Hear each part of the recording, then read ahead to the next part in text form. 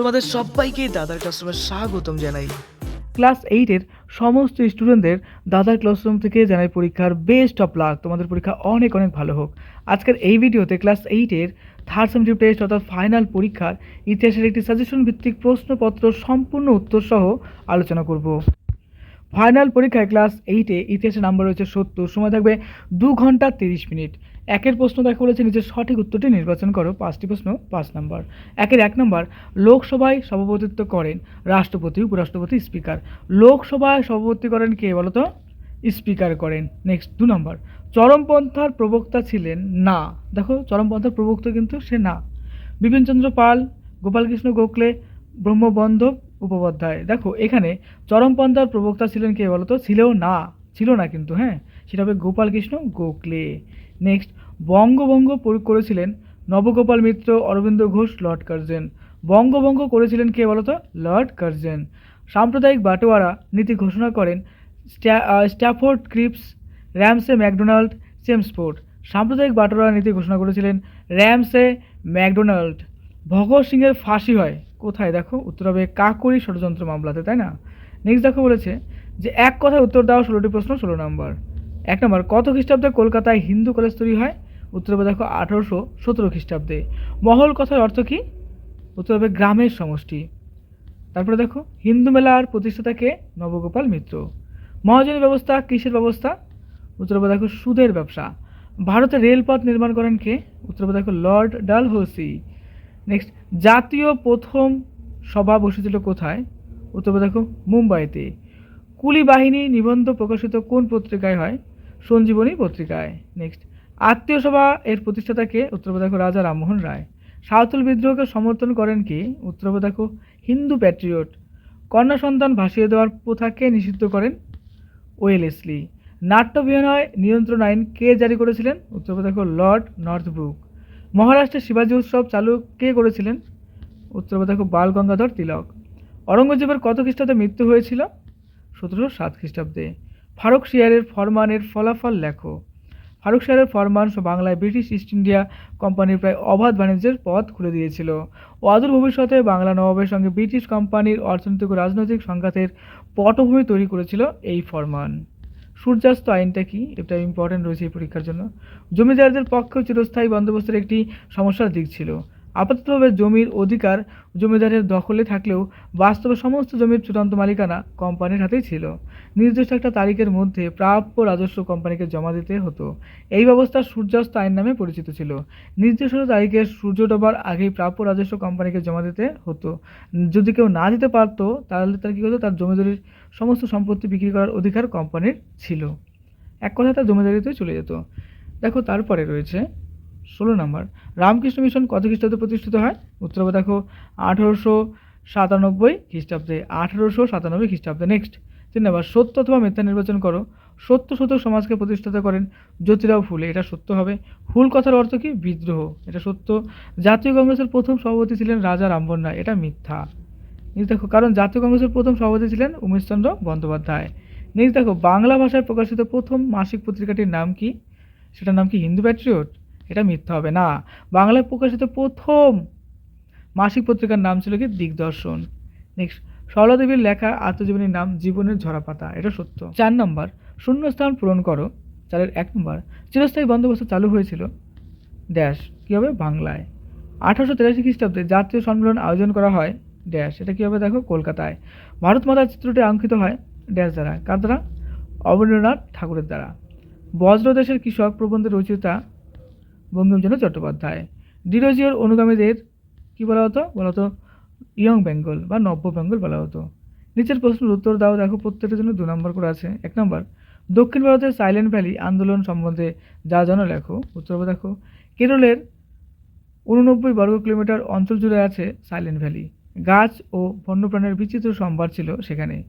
1980 দশকে স্থানীয় নদী প্রকল্পের ফলে ওই অরণ্য ধ্বংস সম্ভাবনা তৈরি হয়েছিল। তার প্রতিবাদে স্থানীয় মানুষ সংগঠিত হন।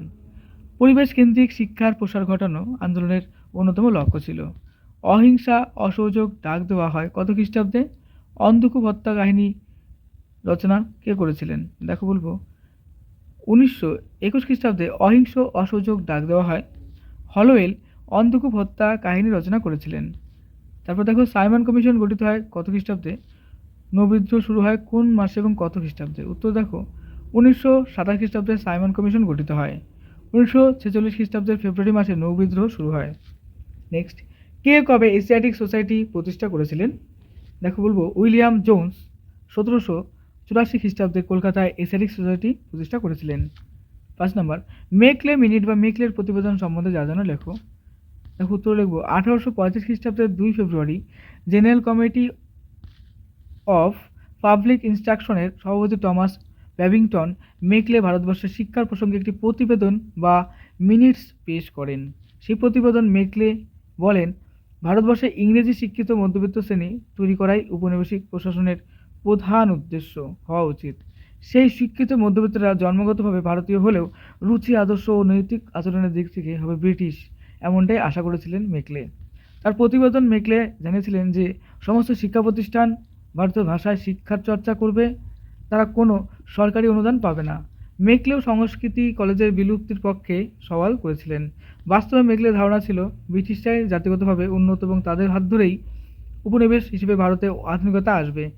সে কারণেই তার প্রতিবেদনে মেকলে ভারতের প্রচলিত জ্ঞানচর্চাকে হেয় করেছিলেন। এরপরে দেখো প্রত্যেকের জন্য নাম্বার হচ্ছে 3 করে। 1 নম্বর, গণতন্ত্র বলতে কী বোঝো? ব্যাপক অর্থে গণতন্ত্র বলতে সামাজিক, অর্থনৈতিক, রাজনৈতিক প্রভৃতি ক্ষেত্রে সমতা প্রতিষ্ঠার কথা বোঝায়। কিন্তু ভারতীয় সংবিধানে গণতন্ত্র বলতে মূলত প্রাপ্তবয়স্কের ভোটাধিকার বোঝানো হয়েছে। সেক্ষেত্রে ভোট দিয়ে কেন্দ্র ও প্রদেশগুলির আইনসভা এবং বিভিন্ন স্বায়ত্তশাসনমূলক প্রতিষ্ঠানে প্রতিনিধিত্ব নির্বাচনের কথা বলা হয়েছে। পলাশী লুণ্ঠন বলতে কী বোঝো?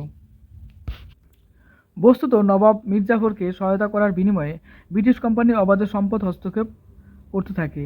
পলাশীর যুদ্ধের পর সিরাজের কলকাতা আক্রমণের অজুহাতে 1,77,00,000 টাকা ক্ষতিপূরণ নেয় কোম্পানি। তার উপর ক্লাইভ সহ কোম্পানির উঁচু পদাধিকারী মির্জাফরের থেকে প্রচুর সম্পদ ব্যক্তিগতভাবে পেয়েছিলেন। সব মিলিয়ে পলাশীর যুদ্ধের পরে প্রায় 3 কোটি টাকার সম্পদ মির্জাফরের থেকে আদায় করে ব্রিটিশ কোম্পানি নিয়েছিল। কোম্পানির তরফে এই অর্থে আত্মসাৎকে পলাশীর লুণ্ঠন বলা হয়। স্বাভাবিকভাবেই নবাবের কোষাগার এই লুণ্ঠনের ফলে নিঃস্ব হয়ে গেছিল। ইজারাদারি ব্যবস্থা সম্বন্ধে যা জানো লিখো। ব্রিটিশ কোম্পানি বাংলা প্রেসিডেন্সির ভূমি রাজস্ব বন্দোবস্ত নিয়ে নানা পরীক্ষা করতে শুরু করে। প্রথমে জমি নিলামে সবচেয়ে বেশি ডাক দেওয়া হয় ব্যক্তিকে জমি দেওয়া হতো। পরে প্রতি 1 বছর পরে একজন ব্যক্তির সঙ্গে কোম্পানি ভূমি রাজস্ব বন্দোবস্ত করে। 1772 খ্রিস্টাব্দের জুন মাসে ওয়ারেন হেস্টিং নদিয়া জেলায় একটি নতুন ভূমি রাজস্ব বন্দোবস্ত চালু করেন। সেই বন্দোবস্ত অনুযায়ী যে ব্যক্তি জমি নিলামে সবথেকে বেশি খাজনা দেওয়ার ডাক দেবে তার সঙ্গে কোম্পানি ওই জমির বন্দোবস্ত করবে। 5 বছরের জন্য ওই জমি ওই ব্যক্তিকে ইজারা দেওয়া হতো বলে এই বন্দোবস্তকে ইজারাদারি বন্দোবস্ত বলা হতো। তার পাশাপাশি ইজারার মেয়াদ 5 বছরের জন্য ছিল বলে তাকে পাঠশালা বন্দোবস্ত বলা হতো। নেক্সট দেখো 7 প্রশ্ন, যেগুলো 3টি প্রশ্ন উত্তর দাও। প্রত্যেকের জন্য নাম্বার হয়েছে 5 করে। 1 নাম্বার, টিকা লেখো। নৌবিদ্রোহ ইম্পর্টেন্ট প্রশ্ন। 1946 খ্রিস্টাব্দের 18 থেকে 23 ফেব্রুয়ারি মুম্বাইয়ের নৌবিদ্রোহ উপনিবেশিক ব্রিটিশ শাসনের উপর আঘাত করেছিল।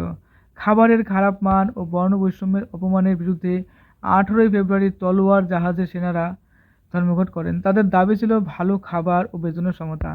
তার পাশাপাশি আজাদ হিন্দ বাহিনীও অন্যান্য রাজবন্দীদের মুক্তির দাবিও তারা তুলেছিলেন। সমস্ত রাজনৈতিক দলের পতাকা তারা জাহাজের মাস্তুলগুলিতে উড়িয়ে দেন। কিন্তু ব্রিটিশ প্রশাসন চূড়ান্ত দমননীতির মাধ্যমে নৌ বিদ্রোহকে থামানোর চেষ্টা করে। ফলে ধর্মঘট প্রতিবাদ দ্রুতই সংঘর্ষের রূপ নেয়। নৌ বিদ্রোহীদের সমর্থনে ভারতের নানা জায়গায় ছাত্র, যুব, সাধারণ মানুষের পথে নামেন। মানে সবাই কিন্তু পথে নেমেছিলেন। অথচ কংগ্রেস বা মুসলিম লীগ নৌ বিদ্রোহের থেকে সমর্থন সরিয়ে নেয়। এমনকি মহাত্মা গান্ধীও ওই বিদ্রোহের বিরোধিতা করেন। আজাদ হিন্দ বাহিনীর মতোই নৌ বিদ্রোহীরাও ব্রিটিশ শাসনের বিরুদ্ধে সংঘবদ্ধ হয়েছিল। ফলে তাদের ওই একই সম্মান প্রাপ্য ছিল। নেক্সট দেখো 2 নম্বর, সাইমন কমিশন সম্বন্ধে যা জানো লিখো। 1927 খ্রিস্টাব্দের নভেম্বর মাসে ঔপনিবেশিক সরকার ভারতীয়দের সাংবিধানিক অধিকার খতিয়ে দেখার জন্য একটি কমিশন তৈরি করেন। স্যার জন সাইমনের নেতৃত্বে ওই কমিশনে কোনো ভারতীয় সদস্য ছিল না। ফলে ভারতের সমস্ত রাজনৈতিক সংগঠনগুলি সাইমন কমিশনের বিরোধিতা করে। পাশাপাশি সাইমন কমিশনের বিরুদ্ধে নানা স্তরে গণ আন্দোলন গড়ে উঠেছিল। দেশজোড়া বিভিন্ন হরতালে কমিশনকে কালো পতাকা দেখিয়ে আওয়াজ তোলা হয়েছিল, সাইমন ফিরে যাও, Simon go back. Simon commission বিরোধী উদ্যোগগুলির ফলে 1929 খ্রিস্টাব্দে গান্ধীর নেতৃত্বে কংগ্রেস পূর্ণ স্বরাজ অর্জনের কথা ঘোষণা করে। গান্ধীকে সামনে রেখে আইন অমান্য আন্দোলনের ডাক দেওয়া হয়। 1930 খ্রিস্টাব্দের 6 এপ্রিল গুজরাটের ডান্ডিতে অভিযান করে লবণ আইন ভঙ্গ করেন গান্ধী। সমুদ্রের তটভূমি থেকে এক মুঠো লবণ তুলে গান্ধী প্রতীকীভাবে ভারতবর্ষে ঔপনিবেশিক শাসনকে অস্বীকার করেন। তারপর দ্রুত দেশ জুড়ে আইন অমান্য আন্দোলন ছড়িয়ে পড়ে। সাধারণ জনতা হরতাল ও বিক্ষোভে যোগ দিতে থাকে। সরকারকে কর দেওয়া বন্ধ করার পাশাপাশি বিদেশি দ্রব্য বয়কট করা শুরু হয়। কৃষকরা রাজস্ব দিতে অস্বীকার করায় তাদের জমি বাজেয়াপ্ত করে নেয় সরকার। ব্যাপক সংখ্যায় নারীরা আইন অমান্য আন্দোলনে যোগ দিয়েছিলেন। নেক্সট টিকা লেখো 1857 খ্রিস্টাব্দের বিদ্রোহ। অষ্টাদশ শতকের মাঝামাঝি সময় থেকে ব্রিটিশ কোম্পানি কিভাবে সেনাবাহিনী তৈরি করেছিল তার আগেই আলোচনা করা হয়েছে। দেখো পৃষ্ঠা নাম্বার এত। এখানে আমি এটা তুলে দিলাম কেন, তোমরা অবশ্যই এই পার্টটা দেখে আসবে, কিন্তু পরীক্ষায় এই প্রশ্নটা আসলে এটা কিন্তু লিখতে যাবে না। তুমি এই টোটাল পার্টটা অর্থাৎ 41 নম্বর পৃষ্ঠাতে কি আছে সেটা দেখবা। দেখো সেই সময় থেকেই সেনাবাহিনীতে নানা রকম জাতি পরিচয়কে উস্কে দিত ব্রিটিশ কর্তৃপক্ষ, কিন্তু 1820 দশক থেকে ক্রমশ সেনাবাহিনীতে নানা রকম সংস্কার করা হতে থাকে। তার ফলে জাতিগতভাবে সুযোগ সুবিধার বদলে সমস্ত সেনাবাহিনীকে একই চেঁচে ঢালার চেষ্টা হতে থাকে। তার ফলে সেই সময় থেকে কোম্পানি কর্তৃপক্ষের বিরুদ্ধে সেনাবাহিনীতে বিরোধিতা শুরু হয়।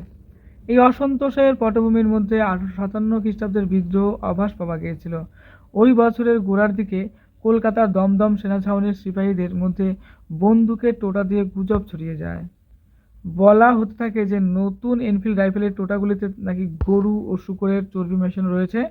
ওই টোটাগুলি রাইফেল ভরার আগে হাত দিয়ে কেটে নিতে হতো। দেখো দাঁত দিয়ে কেটে নিতে হতো, দাঁত দিয়ে কাটতে হতো। তার ফলে সিপাহীদের মনে বিশ্বাস তৈরি হয় যে কোম্পানি ষড়যন্ত্র করে তাদের জাত ও ধর্ম নষ্ট করার চেষ্টা করছে। যদিও ওই গুজবটি খানিকটা ঠিক ছিল, দ্রুতই সারা দেশের সেনাছাউনিতে গুজবটি ছড়িয়ে পড়ে। সঙ্গে সঙ্গে সতর্ক হয়ে ব্রিটিশ কোম্পানি ওই টোটা বানানো বন্ধ করে দেয়। সিপাহীদের নানা রকম সুযোগ সুবিধা দিয়ে কোম্পানির শাসনের প্রতি আস্থা ফিরিয়ে আনার চেষ্টাও করেছিল। টিকা লেখো দ্বৈত শাসন ব্যবস্থা। দেওয়ানির অধিকার পাওয়ার ফলে দ্রুতই ভারতবর্ষ আর্থিক ও রাজনৈতিক ক্ষেত্রে ব্রিটিশ কোম্পানির ক্ষমতা বিস্তৃত হয়েছিল। মীর কাসিমের সঙ্গে যুদ্ধ করতে গিয়ে কোম্পানির অনেক টাকা খরচ হয়েছিল। দেওয়ানির অধিকার থেকে সেই টাকা ফেরত পাওয়ার উদ্যোগে নিয়েছিল কোম্পানি। তাছাড়া সুবা বাংলার রাজস্ব আদায় করার আইনি অধিকার ব্রিটিশ কোম্পানিকে রাজনৈতিকভাবে ক্ষমতাশালী করে তুলেছিল। কোম্পানির দেওয়ানি লাভের ফলে বাংলায় এক নতুন ধরনের রাজনৈতিক শাসনতন্ত্র কায়েম হয়। বাস্তবে বাংলায় দুজন শাসক তৈরি হয়। একদিকে রাজনৈতিক ও নিজামতের দায়িত্ব ছিল এবং বাংলার নবাবের হাতে। যাবতীয় আইন শৃঙ্খলা রক্ষার দায়িত্ব রয়ে গিয়েছিল নবাব নজম-উদ-দৌলার উপর। অন্যদিকে অর্থনৈতিক কর্তৃত্ব ও রাজস্ব আদায়ের অধিকার পেয়েছিল ব্রিটিশ কোম্পানি। ফলে নবাবের হাতে ছিল অর্থনৈতিক ক্ষমতাহীন রাজনৈতিক দায়িত্ব। ব্রিটিশ কোম্পানি পেয়েছিল দায়িত্বহীন অর্থনৈতিক ক্ষমতা। বাংলার এই শাসন ব্যবস্থাকে দ্বৈত শাসন ব্যবস্থা বলা হয়। প্রত্যেকটা সাবজেক্টের বইভিত্তিক সাজেশন দেওয়া হয়েছে, দেখো প্লেলিস্টে পেয়ে যাবে। সাজেশনগুলো দেখো, পরীক্ষা কোন প্রশ্নগুলো মোস্ট ইম্পর্টেন্ট দেখো বইতে কোডিং করে দেওয়া আছে, সেগুলো পড়ো, মন দিয়ে পড়াশোনা করো। তোমার সামনে ফাইনাল পরীক্ষা তোমার অনেক অনেক ভালো হোক। পরীক্ষার জন্য তোমাকে জানাই বেস্ট অফ লাক। দাদার কাছে নতুন হলে অবশ্যই সাবস্ক্রাইব করে দিও। খুব ভালো থেকো।